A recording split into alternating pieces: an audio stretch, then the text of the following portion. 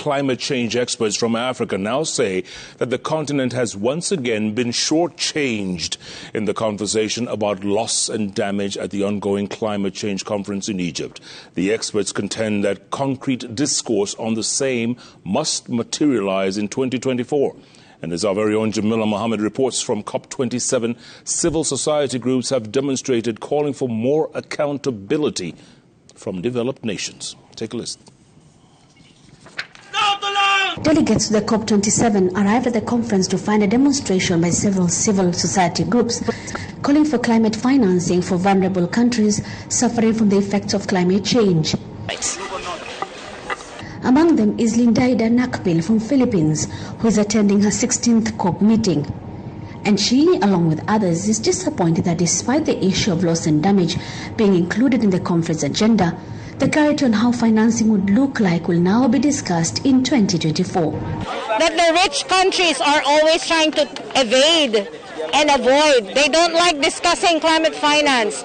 Our elders have failed us. Our elders are not taking the reality serious. They are sleeping on the situation. And we have a dire need on our continent right now and also on our planet. Climate experts say as Africans we should blame ourselves for this turn of events. We are in a debt crisis as African countries. We are indebted. Sometimes African governments take money.